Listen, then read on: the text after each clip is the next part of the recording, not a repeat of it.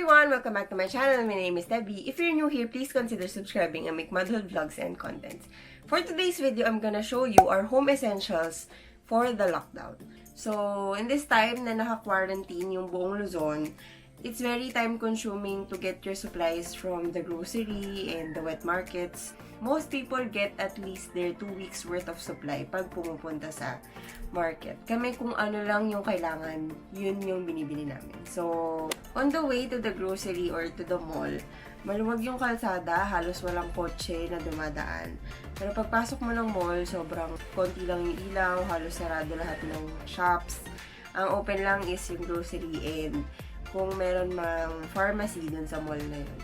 Bago ka makapasok sa grocery, may pila kasi nililimitahan nila yung pwedeng pumasok sa loob ng grocery. Parang 20 at a time. O siguro yung pila would take you about 30 to 45 minutes. Pila pa lang yun papasok ng supermarket. Tapos sa pharmacy, ganun din. Medyo matagal din yung pila ko. Siguro mga 45 minutes din ako nakapila. Para sa counter, para sa mga vitamins. Let's get on with the video. I divided the home essentials into subcategories. Number 1 is the daily needs. So, dito yung meat.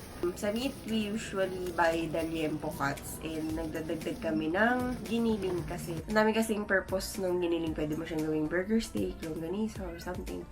Tapos, fish, chicken, gulay. Gulay, we tend to stay away from the green leafy kasi niluluto lang siya ng ref pag in-store mo.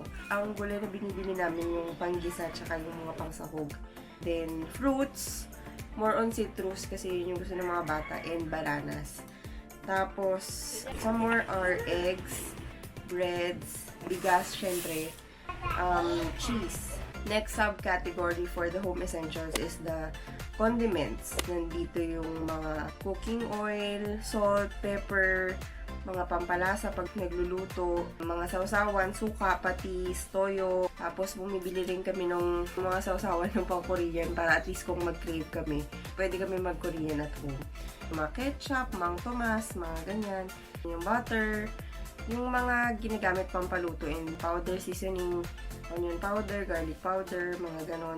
Sinigang mix, liquid seasoning, olive oil. So, yun yung mga hinahalo natin pag nagluluto. Dito ko nilagay sa condiments yung peanut butter and liver spread kasi nagamit siya pag nagmenudo, caldereta. And then, next subcategory is the longer shelf life. So, nandito sa longer shelf life yung mga instant noodles, pancit canton, ito din yung mga powdered milk, oats, Milo, ito rin yung Nestle cream. Tapos, nandito rin yung mga delata, sardinas, tuna. Next subcategory ko is yung baking ingredients. Mga flour, cocoa powder, butter, or margarine, and baking soda, baking powder. Kasi at least pag gusto ko ng cake, pwede akong mag-bake. Gusto ko ng cookies, pwede akong gumawa ng cookies. Kasi yung mga dessert shops ngayon, konti lang yung nag-open and pahirapan pa mag-order. So at least pagka nag-crave kami, pwede kami gumawa dito lang sa bahay. Next subcategory ko is yung snacks. Though yung snacks ay longer shelf life, alam naman natin hindi siya nagtatagal sa shelf dahil ang mga bagets ay nagpa-panic eating din. So, snacks ay nandito yung mga para sa amin ng husband ko and para din sa mga bata.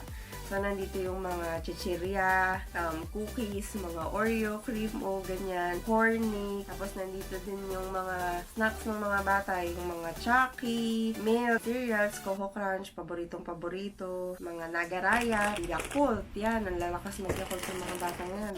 Mga chocolates. Next sub-item ko is yung mga non-food essential. Nandito yung mga diapers, mga shampoo, soap, toothpaste, mga toiletries natin, laundry detergent, panghugas ng pinggan. Tapos, next subcategory ko is yung drinks. Nag-stock kami ng water, yung 6 gallons. Though may nabibilhan pa naman, pero at least kung magtigil yung supply or may karoon ng emergency, at least may water kami na pwede namin gamitin. That would last us for at least 2 days, ganyan. Then, nandito din yung mga coffee, tapos tea, nandito din yung soft drinks. At least kung gusto mo ng soft drink, nasa bahay ka lang talaga, hindi ka lalabas papuntang tindahan para bumili pa.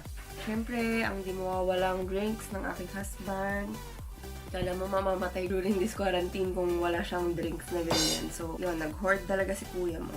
Pero may naiwan pa sa shelf, so hindi naman kami nag-hoard.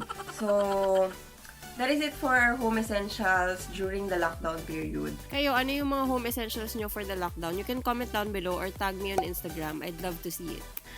Please, let's all remember not to hoard the supplies from the grocery. Kung ano lang yung kailangan natin, yun lang yung bilhin natin. Also, don't forget to wash your hands. So, let's all do our part in this quarantine. So, that is it for this video. Thank you so much for watching. If you like this video, please give me a thumbs up and subscribe down below. Also, hit the bell button beside it to be notified pag may mga bago akong upload. Also pala, sa mga next video ko, magkakaroon ako ng bagong series. Series of video siya na medyo nagustuhan niyo yung ganong type of video. So, i-continue ko lang siya kasi nandito lang naman ako sa bahay. So, yun. Abangan nyo na lang. Thank you for watching. See you in the next video. Bye!